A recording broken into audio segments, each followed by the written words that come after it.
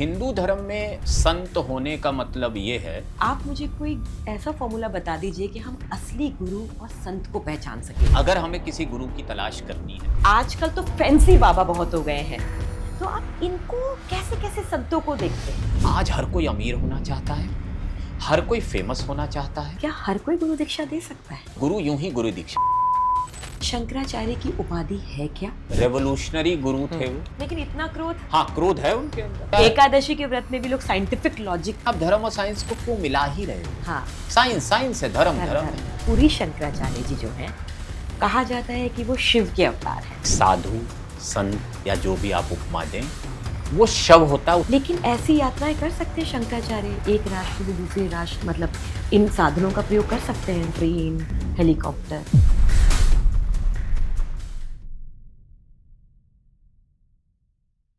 जब अर्जुन कृष्ण से मिले तो महान योद्धा बने, और जब वो द्रोणाचार्य से मिले तो एक महान धनुर्धर कहलाए। वहीं पर भीष्म पितामह जब परशुराम जी से मिले तो उनके ऊपर ऐसी कृपा हुई कि उनके अंदर वो धैर्य आया जिससे उन्होंने भीष्म प्रतिज्ञा ली और ये प्रण महान बन गया। और वहीं अगर हम प्रभु राम की बात करें तो वशिष्ठ जी से जब वो मिले तो उन्होंने राजपाट सीखा, शिक्षा संस्कार सीखा, और वहीं अपनी 14 वर्ष की यात्रा में जब उस वनवास के दौरान वो महर्षि अगस्त्य से मिले तो उन्होंने हृदय स्रोत का पाठ सीखा और रावण को पराजित करने के लिए एक सुंदर संकल्प के साथ अपने गुरु से वो शिक्षा भी ली। आप जानते हैं ये सारे उदाहरण मैं आपको क्यों दे रही हूं?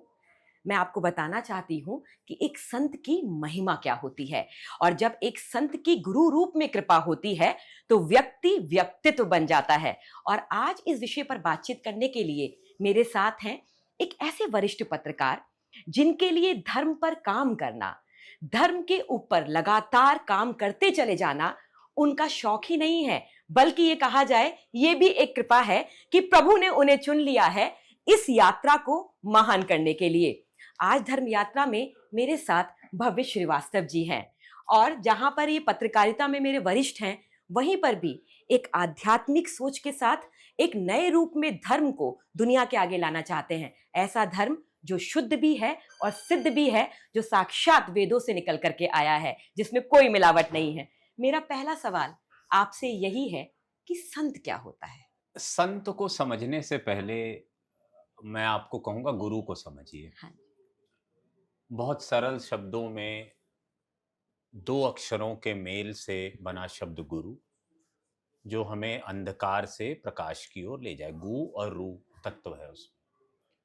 हम सभी अपने जीवन में जब थोड़ा पीछे जाते हैं तो हमें एक ना एक टीचर याद रह जाता है, हाँ। सबको। किसी को मैथ्स का टीचर, किसी को साइंस का टीचर। क्यों याद रह जाता है? क्योंकि या तो उसने कभी हमें कोई ऐसी चीज बताई हो जो हमारे जहन में रह गई, या उसने कभी हमें मार्ग दिखाया हो। तो अमूमन जो लोग बचपन से परिस्थितिवश, जिज्ञासावश, मजबूरीवश धर्म के मार्ग पे चलना शुरू करते हैं तो भटकते हैं, सभी भटकते हैं। बड़े से बड़े धर्मगुरु से आप चर्चा करेंगे और पूछेंगे कि आपको आपका गुरु कैसे मिला, तो एक सहज जवाब आता है, हमने नहीं ढूंढा, गुरु ने हमें ढूंढ लिया। हाँ। लेकिन इस चेले की यात्रा में वो कई गुरु बदलता है। हाँ। तो जब वो सही गुरु के पास पहुंचता है और गुरु भी उसे पहचान लेता है, जैसा कि कई धर्मों में कहा जाता है कि जब उनका कोई गुरु मरता है तो चिन्ह छोड़े जाते हैं। तो हिंदू धर्म में संत होने का मतलब ये है कि जो मार्ग दिखाए, जो अंधकार से आपको प्रकाश की ओर ले जाए, जो आपके जीवन में कोई ऐसी अनुभूति प्रकट कर दे जिसकी आपने कभी अपेक्षा ना की हो, या अपेक्षा की हो तो आपको पता ना हो कि ये मिलेगा कैसे। जैसे परमात्मा तत्व की बात करते हैं हम, बहुत सारे शक्तिपातों की बात करते हैं, सिद्धियों की बात करते हैं, चमत्कारों की बात करते हैं, क्योंकि धर्म के आवरण में चमत्कार बहुत गहरे से गुथा हुआ है। हाँ। और उसने कहीं ना कहीं मानव को ना विवश किया है कि वो धर्म को बड़ी चीज माने। समाज में नैतिक आचरण की स्थापना से लेकर, जो कि समाज के सभी वरिष्ठों का कर्तव्य रहा, चाहे राजा रहा हो, चाहे द्वारपालक रहा हो, और चाहे संत रहे। तो संत के निर्माण की जो प्रक्रिया है शुरू तो समाज से ही होती है। हम्म। कुछ ऐसे लोग जो अपने आप को जागृत अवस्था में पहुंचाने का साहस हम्म। या परिश्रम करते हैं, हम्म। क्योंकि वो एक यात्रा है, कोई हम्म। यूं ही संत नहीं बन जाता है। हम्म।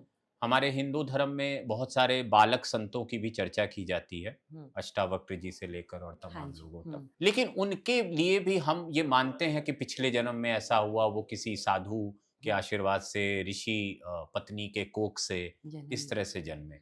तो संत की व्याख्या थोड़ी विस्तृत है। 100% आज जिस तरह हम संतों को देखते हैं वो संत हैं या नहीं है, इस पे बड़ा प्रश्न चिन्ह है, स्पष्ट कह रहा हूं। लेकिन हाँ, संत वर्ड बड़ा है और संत एक प्रकृति या प्रवृत्ति दोनों है। हाँ। हम अपने समाज में आसपास कहते हैं ये संत प्रवृत्ति के व्यक्ति है। हाँ। यानी इतना सीधा होना, कोयला, इतना सरल होना, हाँ। सपाट रेखा की तरह होना कि हम उसे देखते ही समझ जाएं। पर भगवान ने चूंकि हमें इंट्यूशन, कॉन्शियस, ये सारी चीजें दी हुई हैं, विवेक भी दिया है, चैतन्यता भी दी हुई है कि हम व्यक्ति को देख के समझ जाए नहीं ये कोई विलक्षण व्यक्ति है। तो आम आदमी के लिए संत की परिभाषा अलग होती है और धर्म के मार्ग पर चलने वाले व्यक्ति के लिए संत की परिभाषा अलग होती है। दोनों के लिए एक सेम नहीं होती है, क्योंकि एक में जिज्ञासा का स्तर बहुत ज्यादा होता है और एक में जिज्ञासा का स्तर सामान्य होता है, मेरे दुख कट जाए, हाँ। मैं एग्जाम में पास हो जाऊं, मेरी नौकरी लग जाए, छोटी छोटी, तो उसे हर कोई संत लगता है। हाँ। आज की सबसे बड़ी विभीषिका यही है कि हमें हर कोई संत लग रहा है। क्यों? क्योंकि हमको लगता है मेरा दुख दूर कर देगा। हम टीवी चैनलों पर भी लोगों को आध्यात्मिक गुरु लिखा हुआ पाते हैं, तो हम अभी भी अंतर नहीं कर पा रहे हैं कि धर्म गुरु, आध्यात्मिक गुरु, ज्योतिषी, योगी में अंतर क्या होता है। और चूंकि हमने पैरामीटर ही सेट कर लिया कि मेरे दुख दूर कर देगा, हाँ, पीड़ा से शुरू कर रहे हैं, तो यहाँ पे प्रॉब्लम है। समाज को अपनी सोच को थोड़ा और उदार करना होगा, बड़ा करना होगा, और उसके लिए जरूरी है कि अध्ययन करे, टेस्टिंग करे। आज हम फिजिक्स की क्लास लेने जाते हैं तो 4 कोचिंग्स के रिजल्ट्स देखते हैं। तो इसी तरह धर्म में भी आने से पहले, गुरु तलाशने से पहले, संत के पास पहुंचने से पहले, उसे टैगिंग करने से पहले कि हाँ ये संत है, क्या कथावाचक संत हैं? बिल्कुल हैं। बहुत सारे ऐसे कथावाचक हैं जो संत श्रेणी में आते हैं, जिनका जीवन निर्लिप्त है, जो किसी मोह माया से नहीं बंधे हुए हैं, जो ऐसे बहुत सारे कार्य कर रहे हैं जो संत की कैटेगरी में आता है। लेकिन बहुत सारे ऐसे हैं जिनका विलासितापूर्ण जीवन है, जो सबको दिख रहा है। तो दिख तो सबको रहा है, पर हाँ, चुनाव का निर्णय करने से पहले आपको अपने ज्ञान का स्तर बढ़ाना। हम जब आपने कहा कि हम जब फिजिक्स लेते हैं या मैं कहती हूँ मैथ्स की कोई इक्वेशन सॉर्ट आउट करते हैं तो एक फॉर्मूला होता है। आप मुझे कोई ऐसा फॉर्मूला बता दीजिए कि हम असली गुरु और संत को पहचान सके, क्योंकि आम आदमी जो है ना वो अपनी छोटी छोटी समस्याओं से जुड़ जाता है, उसे पता ही नहीं चलता कि सामने वाला व्यक्ति पाखंड कर रहा है, तमाशा कर रहा है या चमत्कार दिखा करके धर्म की गाथा सुना रहा है। तो ऐसा कुछ बताइए ना कि हम गुरु की महिमा को कैसे पहचानें। देखिए, पहली चीज जब हम मंदिर जाते हैं ना तो हमें अनुभूति होती है। वो अनुभूति बहुत सारे फैक्टर्स के कारण होती है। एक तो वो मंदिर का एक मनोविज्ञान है जो हमारे दिमाग में सदियों से बसा हुआ है कि मंदिर जाएंगे तो ऐसा कुछ होगा। हाँ। घंटी बज रही होगी, आरती हो रही होगी, भगवान के वस्त्र सजे होंगे, भगवान सुंदर लग रहा होगा, प्रसाद मिल रहा होगा, लोग पूजा कर रहे होंगे, एक पर्टिकुलर इष्ट की अलग तरह की पूजाएं होती हैं, उस भाव का पुजारी होगा, ऐसा त्रिपुंड लगाया होगा। हाँ। ऐसे मानक है मंदिर को लेकर, और हम उस भाव से मंदिर जाते हैं। और कभी हमारे प्रश्न चिन्ह नहीं उठता कि दुर्गा जी के 1 लाख मंदिर होने के बावजूद भी हमारी भावना तब तक नहीं बदलती है जब तक ये कहा जाए ये वैष्णो देवी है। हाँ। या ये अलग अलग रूप बताने लगे। गुरुओं को लेकर भी हमारे यहाँ देखिए, धर्म में संप्रदायों का निर्माण किया गया। हाँ। धर्म शुरू में हो सकता है एक धर्म रहा हो, जिसको आप वैदिक धर्म कहिए, सनातन कहिए, हिंदू थोड़ा बाद में आया है वर्ड, लेकिन संप्रदायों का निर्माण हुआ। शुरू में जिन 5 देवताओं की स्तुति की बात वेदों में कही गई है, ठीक है, उनकी स्तुति से चीजें शुरू होती हैं और बाद में उन्हीं को लेकर शैव, वैष्णव और शाक्त संप्रदायों का निर्माण हो जाता है। उसमें फिर अलग अलग संप्रदाय बन जाते हैं। आज हम जब शैव की बात करते हैं तो वहां पे हमें 7 अखाड़ों का पता लगता है। जब वैष्णव की बात करते हैं तो वहां पे हमें वल्लभ कुल का भी पता लगता है, निम्बार्क का भी पता लगता है, और भी बहुत सारे परंपराओं का पता लगता है। फिर उसमें मत आ जाते हैं, न्याय आ जाता है, सिद्धांत आ जाता है। तो धर्म धीरे धीरे क्या हो रहा है ना, बरगद की तरह फैल रहा है। जैसे बरगद की नीचे जड़ी फैली हुई है, ऊपर भी वो फैल रहा है। ऐसे में अगर हमें किसी गुरु की तलाश करनी है, ये समझना है कि ये फ्रॉड है या सही। हाँ। एकदम सिंपल। हाँ। ठीक है। हाँ। तो पहली चीज, पहला मानक होगा ज्ञान, कि क्या ये जिस संप्रदाय को रिप्रेजेंट कर रहे हैं, चाहे वो भले वैष्णव पंथ का एक संप्रदाय हो जो नाम जप पे मान लीजिए चर्चा करता हो, तो क्या ये उस संप्रदाय के मूल भावनाओं के करीब हैं? वो मूल भावनाएं क्या है, इसके लिए 100% थोड़ा सा अध्ययन करना हो। पतंजलि ने एक ग्रंथ लिखा है योग सूत्र। योग सूत्र का तीसरा जो खंड है उसमें एक विभूतिपाद चैप्टर है, 56 मंत्र हैं, 56। वो पूरा और पूरा सिद्धियों पे है। अगर आप उसे सही से पढ़कर अपना लेते हैं, और बहुत सिंपल है, राजयोग की 3 प्रक्रियाएं हैं, धारणा, ध्यान, समाधि।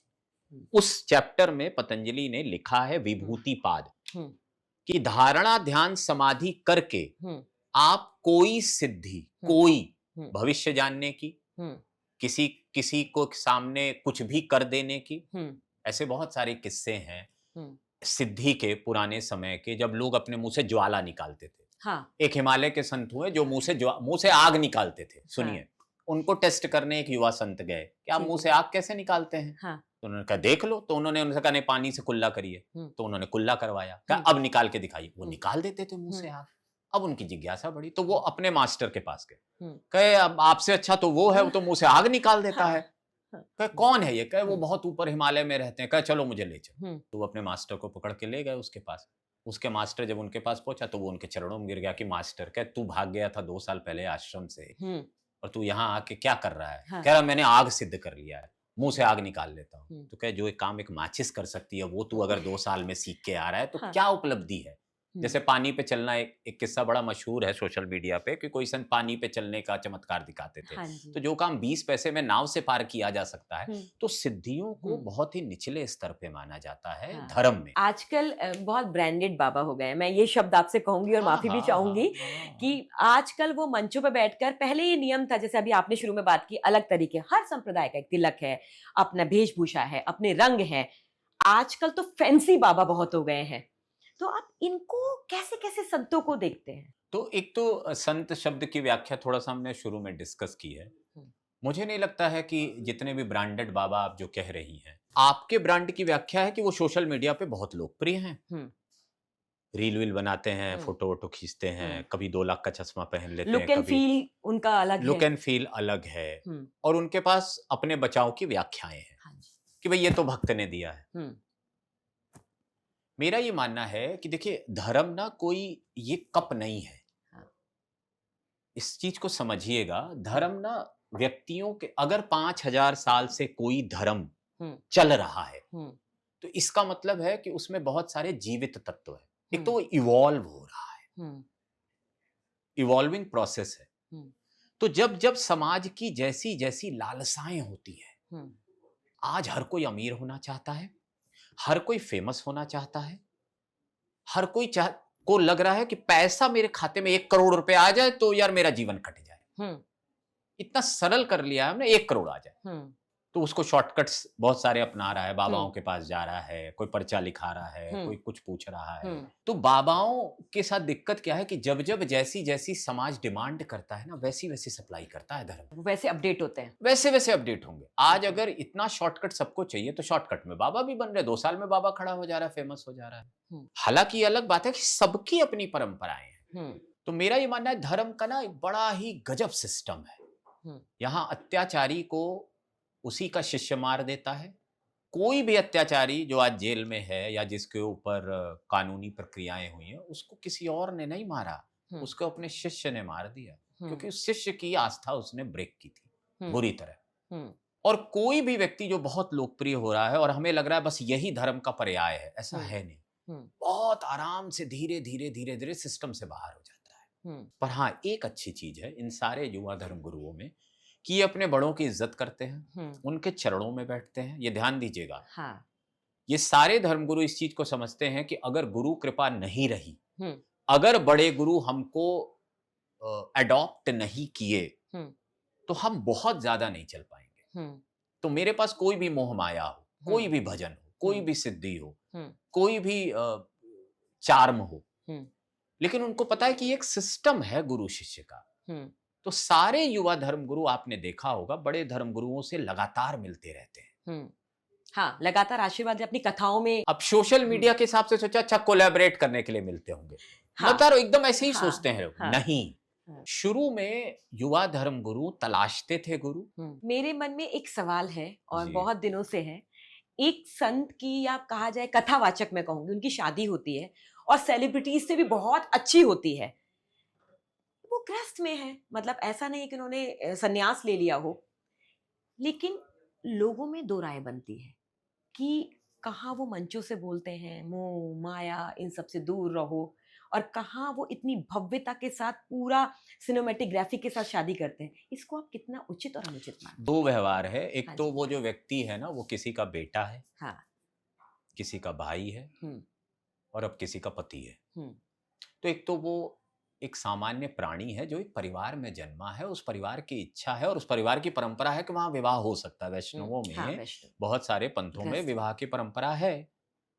तो एक तो वो उस कर्तव्य को निभा रहा है, प्रथम। हम्म, दूसरा, एक बार एक शंकराचार्य जी हुए, स्वरूपानंद सरस्वती जी महाराज, हम्म, ब्रह्मलीन हो गए होंगे। हम्म, उन्होंने बड़ी प्यारी बात कही थी कि मेरी बातों को फॉलो करो, मुझे मत फॉलो। मत करो। तो अगर मंच से वो मोह माया की बात कहते हैं, तो मंच से इंद्रेश जी मोह माया की बात नहीं कर रहे हैं, गीता मोह माया की बात कर रही है। बहुत अंतर समझना होगा ना। हमारी गीता, हमारी रामायण, हमारी रामचरितमानस, हमारे 18 पुराण, हमारे उपनिषद, वो जो ज्ञान है उसमें, उसको सरलीकृत करके किसी व्यक्ति को धर्म बताना। प्रवक्ता बनाकर ज्ञान अर्जित कर वो समाज में दे रहा है। आपने क्या है ना कि चाय और कप का अंतर समझना होगा ना। चाय चाय है, जो चाय पिलाना, आप कप पे फोकस करती हैं, सब कोई करता है। अब वो अपने जीवन में अगर कोई ऐसा व्यवहार कर रहा है जो कि अनुचित है, तो उसे सजा मिलेगी। लेकिन अगर वो कोई ऐसा व्यवहार कर रहा है जो कि समीचीन है और या जो कि परंपरा के हिसाब से गलत नहीं है, हाँ, स्वीकार है। 5 स्टार में शादी करना उनका निर्णय है। वो वृंदावन की कुटिया में भी कर सकते थे, लेकिन परिवार को लगता है करना चाहिए, जिस पे समाज बट जाता है। मोह माया की बात करते हैं और ऐसा हो रहा है। तो मोह माया की बात, वो उस व्यक्ति का ज्ञान कितना हो सकता है? 100 जीबी, 200 जीबी, 9000 जीबी। मानो दिमाग की क्षमता 9000 जीबी है, न्यूरो साइंस कहता है। पर वो तो उस किताब में लिखा हुआ ज्ञान समाज में, मैं डिफेंड नहीं कर रहा हूं। इन लोग के बहुत सारे व्यवहार हैं जो डिफेंडेबल नहीं है, लेकिन मैं ये कह रहा हूं कि क्योंकि वो समाज में है, एक व्यवस्था में है, एक परिवार में है, तो वो उसके अनुरूप व्यवहार कर रहा है। मंच पे, व्यास गादी पे जाने के बाद वैसे भी उस व्यक्ति का स्वरूप अलग होता है। हाँ। वो एक अलग मोड में होता है। हाँ। और उसे जिम्मेदारी यह है कि उसने जो भगवत गीता याद की हुई है, जो उसे समझ आ रहा है, उसको सरल भाषा में जनता में उतार दे। कोई भी व्यापारी व्यापार करते वक्त शुद्ध नहीं रह सकता है, क्योंकि उसे व्यापार की जो दुविधाएं हैं, व्यापार की जो समाज की दिक्कतें, वो करनी ही पड़ेगी। तो मंच से उतरने के बाद वो व्यक्ति क्या है और मंच पे बैठने के बाद व्यक्ति क्या है, ये दो अलग व्यक्ति है, मैं तो हमेशा मानता हूं। तो हमें उस तरह थोड़ा उदार होके देखना पड़ेगा। हाँ, लेकिन अगर वो कोई ऐसा व्यवहार करते हैं जो ऐसा है कि जिसकी कोई व्याख्या, और कई बार ऐसे कथावाचक क्षमा मांगते हैं। हाँ। आपने भी देखा होगा, कभी ऐसा नहीं होता था, पर हमने तो इस देश में देख लिया, मुरारी बापू क्षमा मांगते हैं। कभी राधा पे कुछ निकल गया, आप छोड़िए, कार्षणी महाराज, गुरु शरणानंद जी महाराज, जो कि नंद बाबा कहे जाते हैं गोकुल के, कृष्ण पर एक बार बोल गए और उन्होंने दंडवत करके ब्रज से क्षमा मांगी। तो ये होता है संत का व्यवहार, कि गलती शरीर से हो सकती है और मैं क्षमा मांगता हूं अगर मुझसे गलती हुई है। गुरु दीक्षा की एक परंपरा होती है, और क्योंकि मैं वृंदावन जब भी जाती हूँ तो मैं देखती हूँ कि हर व्यक्ति खुश होता है कि हम गुरु दीक्षा लेकर आए हैं। मैं ये जानना चाहती हूँ आपसे, क्या हर कोई गुरु दीक्षा दे सकता है? ये हर कोई कैसे दे सकता है? ये सवाल है मेरा, भाई क्योंकि पीएचडी की डिग्री यूनिवर्सिटी ही देगी ना। लेकिन आम आदमी वो कुछ संप्रदाय से इतना वो नहीं जानता है, तो वो कैसे जाने कि गुरु दीक्षा लेनी है? तो हमें ये देख लेना चाहिए। मेरा अपना मानना है, गुरुओं ने एक परंपरा बना रखी है और गुरु यूं ही गुरु दीक्षा नहीं देते हैं। हाँ। मैंने कई गुरुओं के यहाँ देखा, साल में एक बार देते हैं, गुरु पूर्णिमा या स्पेशली गुरु पूर्णिमा पे देते हैं। अब और भी चलन हो गए हैं, नए चलन भी हैं, लेकिन फिर भी मेरा अपना मानना है कि वो टेस्ट करके ही देते हैं। क्योंकि हमारे शास्त्रों में तो यहाँ तक कहा गया है कि गुरु दीक्षा देने के बाद तो आपका कार्मिक संबंध जुड़ जाता है। बिल्कुल। जो पाप शिष्य करेगा वो गुरु के सर आ जाता है। हाँ, अगर वो पूर्ण नहीं करता है अपनी चीजों को जो बताएंगे तो गुरु के तो ऊपर आता है। इसलिए मेरा मानना है कि सोशल मीडिया देखकर बहुत सारे लोग गुरु दीक्षा और वस्त्र पहनना शुरू कर चुके हैं और टीका त्रिपुंड और तमाम चीजें करने लगे हैं। लेकिन गुरु दीक्षा मेरा अभी भी मानना है बहुत भारी संख्या में नहीं मिल रही है। हर आश्रमों में एक प्रोसेस है कि अच्छा गुरु दीक्षा आचार्य दे सकता है। हाँ, ये ध्यान रखनी बात है। हाँ। अब आचार्य कौन होगा? तो आचार्य की भी व्याख्याएं बताई गई हैं कि हर धर्म में कौन आचार्य होगा। हर कोई आचार्य नहीं है ना, उसके भी क्रम है। बटुक होता है, बटुक के बाद भी शास्त्री की पढ़ाई करता है। अगर वो उस माध्यम से आ रहा है तो उसमें भी आचार्य की एक डिग्री होती है। हाँ। शास्त्री के बाद आचार्य होता आचार्य है। के बाद ही। लेकिन इस जो हमारी पारंपरिक व्यवस्थाएं हैं उसमें बहुत सारे परिवारों में, जैसे वैष्णव धर्म में बहुत सारे परिवारों में पुत्र ही बाद में आचार्य हो जाता है। लेकिन शैव परंपराओं में आचार्य बनाने की पूरी एक परंपरा है। अवधेशानंद गिरी जी महाराज अगर जूना अखाड़ा के आचार्य महामंडलेश्वर हैं तो महामंडलेश्वर वही बना सकते हैं, बिना उनके नहीं बन सकता है।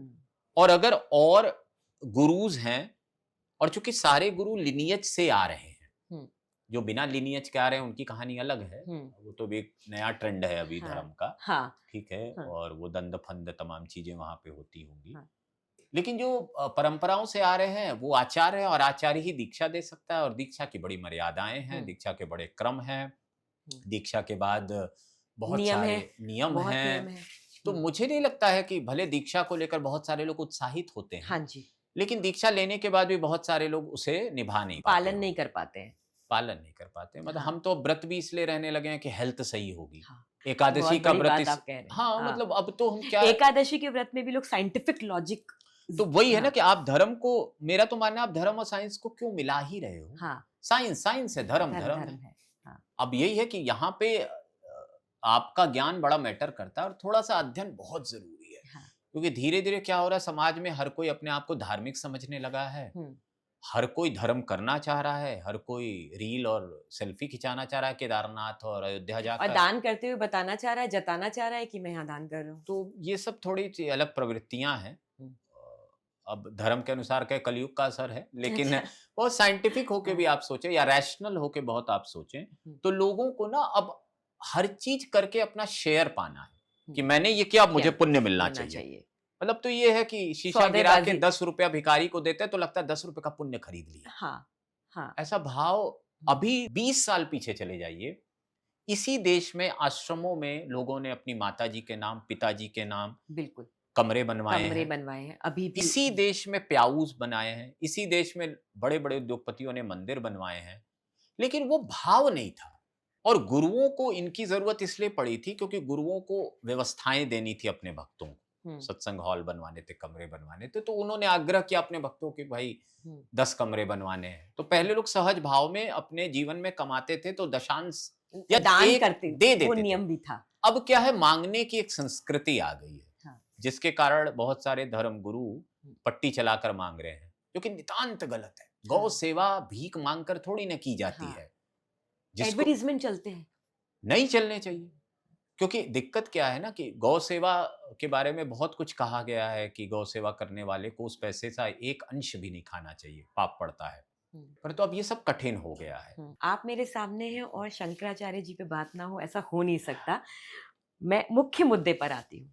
आप मुझे बहुत सरलता से बताइए, और ऐसे सब बताइए कि जैसे कोई बच्चों को बताता है, शंकराचार्य की उपाधि है क्या, और ये किस तरीके से इसके अर्थ की व्याख्या की जा सकती है। तो हम अपने बच्चों को ये बताते हैं ना कि हिंदू धर्म 5000 वर्ष पुराना है। हाँ। हमारे शास्त्र ये कहते हैं कि केवल कलयुग ही 1,96,000 वर्ष का है। तो हम कल्पों में, मतांतरों में समय की गणना करते हैं कि एक कल्प 10,000 वर्ष का होता है, ब्रह्मा जी के एक दिन के बराबर, काइंड ऑफ। तो ये हमारे बच्चों को समझ नहीं आता है। तो अगर 5,000 वर्ष का हमारा इतिहास है, जो कि आजकल सबसे ज्यादा मान्य कहा जाता है, तो उसमें धर्म अगर किसी भी वजह से आया, प्राकृतिक वजहों से आया हो, वेद जो हमारे ग्रंथ हैं, उनको अपौरुषेय कहा जाता है, यानी वो किसी व्यक्ति द्वारा नहीं लिखे गए। और रोचक ये भी है कि और धर्मों में भी ऐसे ही कहा गया है कि इंफॉर्मेशन डाउनलोड हुई। तो वेद अपौरुषेय थे, उनकी श्रुति और स्मृति के अनुसार बहुत समय तक ज्ञान ट्रेवल किया है। फिर वो जब लिपिबद्ध होने वाली स्थिति में आया है तब उसे किताबों में लिखा गया। तो जब किताबों में लिखा जाने लगा तो हमें वैसे गुरुओं की जरूरत पड़ी कि जो उस परंपरा को अक्षुण्ण रखें, जो उस परंपरा को ट्रेवल करें। सीधी सी बात ये कि आगे ले जाएं। कैसे होगा? तो एक गुरु शिष्य परंपरा का प्रादुर्भाव हुआ। इसी गुरु शिष्य परंपरा में आगे चलकर एक ऐसा समय आया जब बहुत सारे संप्रदाय, बहुत सारे विचार जो हिंदू धर्म को प्रभावित करने लगे। ऐसे समय में 2500 वर्ष पूर्व का तकरीबन केरल के कालड़ी गांव में एक बच्चे का जन्म होता है। मुश्किल से जन्म होता है। उसकी भी कथा है आदि शंकराचार्य के जन्म की। और बहुत अल्पायु का एक बालक पैदा होता है, क्योंकि जो उनके माता पिता थे शंकर के, उनको यही आशीर्वाद मिला कि या तो ऐसा बालक ले लो बहुत समय तक जिया, या तो कम उम्र का बालक लो और बड़ा कार्य करके चला जाए। तो उन्होंने वही तय किया। फिर आगे की कथाएं हैं कि कैसे वो 4-5 साल तक अध्ययन कर लिया। और आज भी ऐसे बहुत सी प्रोडिजी हम देखते हैं, छोटे छोटे बच्चे हैं जिनको बहुत कुछ याद हो जाता है। और आप किसी गुरुकुल में चले जाइए, इतने बड़े बच्चे को 1000 श्लोक याद होगा, कंठस्थ। तो ये कोई बहुत इस पे चकित होने की जरूरत नहीं है। वो बच्चा नर्चर हो रहा है, उस नर्चर प्रोसेस में आपने जो डाल दिया वो सब ग्रास्प कर लेगा। और इसके बहुत सारे साइंटिफिक उदाहरण भी हैं समाज में। तो वो बच्चा जब अपने गांव में जितना अध्ययन कर सकता था कर लिया, उसने कहा मुझे और अध्ययन करना है। तो वो पैदल चल के नर्मदा किनारे अपने गुरु के आश्रम में आते हैं, वहां पे फिर वो ज्ञान लेते हैं। और मेरा मानना है कि रेवोल्यूशनरी गुरु थे वो इसलिए आए थे कि उस समय की जो धर्म की स्थिति थी, और उनसे पहले भी तो धर्म था। ऐसा तो नहीं आदि शंकराचार्य पर हिंदू धर्म था ही नहीं, बिल्कुल था, चल रहा था। आचार्य हुए, बहुत सारे गुरु हुए, उन्होंने पुस्तक 1 लाख से ज्यादा ग्रंथ लिखे गए हैं हिंदू धर्म में। अभी मुश्किल से 3-4 हजार ही हैं हमारे पास, क्योंकि श्रुति स्मृति लेखन में बहुत सारा नष्ट हुआ है। आक्रांताओं के कारण भी हुआ है और सहेजने के कारण भी हुआ है। और धर्म में देखिए स्ट्रक्चर समय के साथ बने, ऐसा नहीं है कोई स्ट्रक्चर बना दिया गया। आदि शंकराचार्य को सबसे ज्यादा श्रेय इसीलिए दिया जाता कि उन्होंने स्ट्रक्चर बनाया। 4 मठ बनाए, पीठ बनाई, अखाड़ों का निर्माण किया। हालांकि अखाड़ों का निर्माण आदि शंकराचार्य के काफी बाद हुआ था, लेकिन फिर भी हम मानते हैं अखाड़ों का निर्माण किया, मढ़ियों का निर्माण किया। उन्हीं मढ़ियों के आधार पे 52 शक्तिपीठ बने, 52 मढ़ियां बनाई थी शंकराचार्य, उन्हीं के आधार पे 52 शक्तिपीठ बन गए। हर मढ़ी पर एक सन्यासी को बैठाया जो बड़ा चमत्कारिक होता था। तो इस तरह की उन्होंने एक व्यवस्था बनाई। पूरे देश में घूम के 600 से ज्यादा शास्त्रार्थ किए। किससे किए? तब तो क्रिश्चियनिटी भी नहीं थी, इस्लाम भी नहीं था, तो यानी अपने ही धर्म से किए। चलिए बौद्ध जैन आप ले लेते हैं। तो अपने ही धर्म में आ रही कुरीतियों से उन्होंने मांत्रिकों से, तांत्रिकों से, बहुत सारे उस समय के जो पंथ है उन्हीं से शास्त्रार्थ करके एक सिद्धांत को एस्टैब्लिश किया। जैसे E = MC², वैसे उन्होंने कहा द्वैत। और इतनी प्यारी बात कही कि आत्मा और परमात्मा अलग नहीं है, एक ही है। कितनी बड़ी बात। अहम ब्रह्मास्मि। नेटफ्लिक्स पर सेक्रेड गेम्स देखते वक्त अहम ब्रह्मास्मि, वो जो एक्टर है पंकज जी त्रिपाठी जी, वो बोलते हैं कि मैं ही भगवान हूँ, ब्रह्म हूँ। तो वो कोई नई बात नहीं बोल रहे हैं। वो तो 2500 साल पहले बोल गए कि तुम ही आत्मा हो और तुम अपने आप को अपग्रेड करके परमात्मा बना सकते हो। इतनी पावर है तुम्हारे अंदर, बस तुम्हें परिष्कृत करना है, सही मार्ग पर चलना है। मतलब जैसे समाधि की एक अवस्था है जो पतंजलि के अष्टांग योग में कही जाती है, ठीक है, यम नियम आसन प्राणायाम प्रत्याहार लेकर समाधि की अवस्था में पहुंचते हैं। समाधि की अवस्था शिव की अवस्था है। तो बहुत सरलता से भी तो उन्होंने कहा आत्मा परमात्मा एक, सारा द्वंद्व ही खत्म हो गया। हर कोई अपने आप को परिष्कृत करने लगा, चाहे साधना के द्वारा, चाहे तप के द्वारा, चाहे जप के द्वारा, चाहे कोई भी और विधि बताई गई उसे। फिर धीरे धीरे अयनार नयनार का थोड़ा युद्ध शुरू होता है शैव वैष्णवों के बीच में। साउथ इंडिया में इनको अयनार नयनार कहा जाता है। अच्छा। तो उनके युद्ध शुरू होते हैं, तो वैष्णव मत का प्रतिपादन होता है। रामानुज जी आते हैं, रामानुजाचार्य, चारे बन- जिन्होंने द्वैताद्वैत सिद्धांत, फिर उसके बाद मध्वाचार्य जी आते हैं, और भी ऐसे बहुत सारे गुरु, विशिष्टाद्वैत आता है, जहां ये कहा जाता है कि आत्मा और परमात्मा अलग अलग अलग है, है। परमात्मा अलग है, आत्मा अलग है, दोनों एक नहीं हो सकते।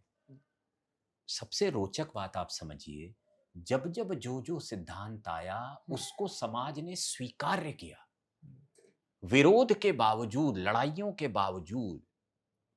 30 साल पहले तक कुंभ में हजारों साधु मर जाते थे लड़के, हाँ। परंतु उन्होंने सिद्धांतों को अपनाया, हम्म, उन सिद्धांतों के अनुकूल संस्थाएं बनाई, उनका संरक्षण किया, देवताओं से उनको जोड़ा, हर जगह की एक यूनिकनेस बनाई। पूरी पुरी के विष्णु अलग हैं, तिरुपति के हाँ। विष्णु अलग हैं, परंपराएं अलग हैं, केदारनाथ के शिव अलग हैं।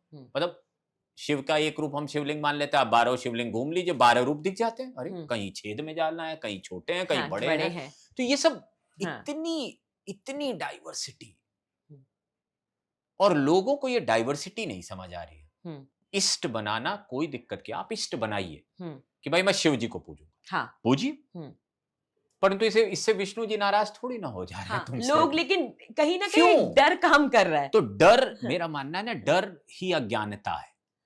कि आपने जब जाना ही नहीं कि भाई हमारे यहाँ पंच भगवानों या पंच इष्टों की पूजा का विधान है, और आप आराम से एक की ही पूजा कर लीजिए, कोई दिक्कत नहीं है। 33 करोड़ को हम 33 कोटि पे ले आए हैं, तो अभी आगे चल के कोई और नई व्याख्या आ जाएगी। और देखिए समाज सबको एक्सेप्ट करता जा रहा है, कोई नया संत आता उसको भी एक्सेप्ट कर देता, कोई नया भगवान आता उसे भी एक्सेप्ट कर लेता ये समाज। इतनी बड़ी उपाधि और आसानी से आदि शंकराचार्य का पद और शंकराचार्य का पद नहीं मिलता। आप मुझे बताइए कि राजनीति की बात करना, सरकार से लड़ाई करना, उस स्तर पर उतर कर आ जाना, क्या ये सही है? तो आप सीधे कहिए ना, अविमुक्तेश्वरानंद जी ये क्यों करते हैं? तो मैं ये चाहती हूँ, ऐसा क्यों करते हैं वो? हाँ, सीधी बात है भाई। चाणक्य ने क्या किया था? एक राजा से बैर लेना, उस राजा के विरुद्ध किसी को खड़ा करना, चंद्रगुप्त मौर्य बताना, ये क्या राजनीति है, धर्म है? मैं ये नहीं कह रहा हूं कि कोई निरंकुश राजा है जिसके खिलाफ वो कार्य करे, नहीं।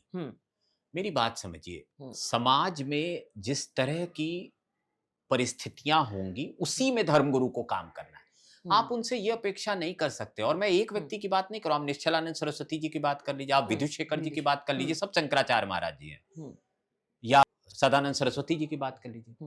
वो समाज में एक बनाई हुई परिस्थिति में काम कर रहे हैं। या तो इग्नोर कर दें और हिमालय चले जाएं, और नहीं तो गौ हत्या की बात करें। और उन्हें और क्या मैंडेट है? उनका मैंडेट है कि गौ हत्या रुकवानी है, वेदों का प्रसार करना है, धर्म के लिए काम करना है। सरकार का भी यही मैंडेट है इस समय तो। लेकिन इतना क्रोध, हाँ, क्रोध है उनके अंदर। हाँ, ये मैं आपसे सवाल है, इतना क्रोध। एक मेरी परिचिता है, बड़ी इंटरेस्टिंग बात उन्होंने कही, कोटा में रहती है माता नीति अम्बा, उनका नाम लेना चाहूंगा आदर के साथ। उन्होंने कहा, बेटा एक समय शंकराचार्य जब अपना दंड लेकर चलता था ना, तो 100 किलोमीटर में ना स्तंभन हो जाता था, इतना पावरफुल दंड होता था उसका। यूरेनियम, उस दंड पे समझो यूरेनियम लगा हुआ है, और वो जब चलता था ना 100 किलोमीटर में किसी को बुरे विचार ही नहीं आते थे। तो आज भी मैं स्पष्ट कर दूं, बहुत सारे लोग हमें ऐसे मिलते हैं जिनका ऑरा ऐसा होता है कि उनके साथ उतनी देर रह के ना हमें कोई भी उलझन सी नहीं होती। कुछ लोग मिलते उलझन ही हो जाती है, कहते हैं ना नेगेटिव एनर्जी आ गई, नेगेटिव एनर्जी, हम तुरंत ऑरा महसूस करते हैं। तो मेरा कहना है कि देखिए, शंकराचार्य पद जो है उसकी एक मर्यादा है। गुस्सा आता है, वो उनका स्वभाव है। हाँ। क्यों आता है वो तो मैं नहीं जानता। लेकिन एक चीज मानी जाती है ना, आपने भी बचपन में सुना होगा कि जो इस प्रवृत्ति के लोग होते हैं वो शांत होते हैं, मौन होते हैं। मेरा नहीं मानना है। दुर्वासा शांत थे क्या? नहीं, जबरदस्ती के हमने गढ़ रखी है। एक तो हम अपने ही इतिहास को नहीं देखते हैं। 1000 धर्मगुरु ऐसे मिलेंगे आपको, ऋषि, जो इतना गुस्सा करते थे कि देवता सामने नहीं पड़ते थे, और फिर हम कहते हैं उनको गुस्सा क्यों आता है। लेकिन ऐसी यात्राएं कर सकते हैं शंकराचार्य, एक राष्ट्र से दूसरे राष्ट्र, मतलब इन साधनों का प्रयोग कर सकते हैं, ट्रेन, हेलीकॉप्टर, देखिए स्कैनिंग। शंकराचार्य को मूल ये दिया गया हाँ। कि आपको धर्म प्रचार करना है, आपको अच्छा। धर्म की स्थापना करनी है, हाँ। तो यात्रा तो उन्हें करनी है। ठीक। मठान में आए जो एक ग्रंथ है जो हाँ उनके जी। अनुशासन के लिए लिखा गया है, उसमें ये कहा गया शुरू में कि हम्म। वो 100 कोस की यात्रा अपने मठ के हाँ। आसपास कर सकते हैं। हाँ। लेकिन बाद में 100 कोस आप समझिए 2500 साल पहले लिखा गया। हम्म। तो उन्होंने अपनी यात्राओं का दायरा बढ़ाया और आज भी पूरी शंकराचार्य, बद्रीनाथ के शंकराचार्य, द्वारका शंकराचार्य और भारतीय तीर्थ जी श्रृंगेरी मठ के शंकराचार्य स्वयं उतनी यात्रा नहीं करते, पर उनके जो अब उत्तराधिकारी विधुशेखर जी हैं वो खूब यात्राएं कर रहे हैं, तो यात्रा तो कर सकते हैं, अच्छा। कोई निषेध नहीं है। हम्म। समुद्र नहीं लांग सकते, विदेश की यात्राएं नहीं कर सकते। हम्म। तो मुझे अभी भी याद है कनाडा में श्रृंगेरी शंकराचार्य जी का एक बहुत बड़ा मंदिर बना। मैं उस समय एक न्यूज चैनल में होता था और हमने उसे बहुत अच्छे से कवर किया था। तो उनका बड़ा आग्रह था, इतना बड़ा मंदिर आप आइए, कह नहीं मैं समुद्र नहीं लांग सकता हूँ। लेकिन अब ऐसे भी उदाहरण रहे हैं जब शंकराचार्य समुद्र लांग गए। पूरी ही पीठ के एक शंकराचार्य हुए जो कि वैदिक गणित के बहुत बड़े जानकार। मैंने जो सुना है कि पूरी शंकराचार्य जी जो हैं, कहा जाता है कि वो शिव के अवतार हैं। तो मेरी जिज्ञासा है और मुझे लगता है दर्शकों की भी जिज्ञासा होगी, क्या? तो मैं ऐसे समझता हूँ कि मैं 2006 या 7 में पहली बार पूरी शंकराचार्य जी के दर्शन करने गया। हाँ। मैंने हाथ बढ़ाया उनका पाँव छूने के लिए, उन्होंने पाँव पीछे खींच लिए। अच्छा। मैं दूसरी बार कुछ समय बाद गया। हाँ। मैंने फिर हाथ बढ़ाया, उन्होंने पाँव पीछे खींच लिए। अब मैं पत्रकार, हाँ। तो मेरा अहंकार जगा। बिल्कुल। तो मैंने कहा महाराज जी मैं आपके पाँव छूता हूँ, पाँव ही नहीं छूने देते हैं। हाँ। तो उन्होंने इतना प्यारा उत्तर दिया। उन्होंने कहा शव को छूते हो? कहे हम शव हैं, शव को छुआ नहीं जाता है। इतने वृद्ध होने के बावजूद भी आप आज का वीडियो उठा के देख लिए, शंकराचार्य जी अपने मंच से जब उतरते हैं तो कोई उन्हें सहारा नहीं देता है, स्पर्श नहीं करता, पकड़ पकड़ के उतरते हैं। उनका ये कहना है कि साधु संत या जो भी आप उपमा दें, वो शव होता है, उसके अंदर कोई भी राग द्वेष लोभ मोह माया नहीं होती है, वो शरीर खत्म हो चुका है। और एक ऐसा व्यक्ति जिसके अंदर कोई भी राग द्वेष मोह माया समाधि की अवस्था में है, तो ठीक है वो शिव हो सकते हैं। अब शिव की अलग अलग व्याख्याएं हैं। तो शंकराचार्य की परंपरा में है हर दिन उन्हें चंद्रमौलीश्वर भगवान की हर दिन 2 बार पूजा करनी है, उनकी पूरे अनुशासन होता है। बहुत सरल हैं, ट्रेन से चलते हैं, हवाई जहाज से इसलिए नहीं चलते हैं क्योंकि उनका इस दंड जो है वो स्कैन नहीं होना चाहिए, या चंद्रमौलीश्वर स्कैन नहीं होना चाहिए। तो आज भी वो उसी तरह सरलता से स्टेशन पे उतरते हैं, पैदल चलते हैं। और बहुत सारे लोग कुछ भी कह सकते हैं, पर उन्होंने संतत्व की सरलता को स्थापित किया है और वो बहुत ही बेबाकी से धर्म कर रहे हैं और अपनी परंपरा को निभा रहे हैं। उनको प्रणाम है, क्योंकि हमें ऐसे संतों की जरूरत है जो मर्यादा को स्टैब्लिश करें। धर्म यात्रा में हमसे बातचीत करने के लिए बहुत बहुत धन्यवाद। प्रणाम। नहीं, आपको प्रणाम। जो सरल है उसके पास शरणागति है, जहाँ पाखंड है वहाँ धर्म नहीं होता। और बहुत सुंदर बात पॉडकास्ट में कही गई, वो ये कहा कि बात निकल कर के सामने आई कि तर्क होना चाहिए, ज्ञान होना चाहिए, मगर द्वेष नहीं होना चाहिए, अहंकार नहीं होना चाहिए। 2 लोग जब ज्ञानी होते हैं, किसी उपाधि के पद पर बैठे होते हैं, वो तर्क संगत झगड़ा करते हैं, मगर उन दोनों में अहंकार का टकराव कभी नहीं होता। इसी चीज को आप अपने जीवन में उतार लीजिए। यही होता है धार्मिक होना, आध्यात्मिक होना और पूर्ण शरणागति होना।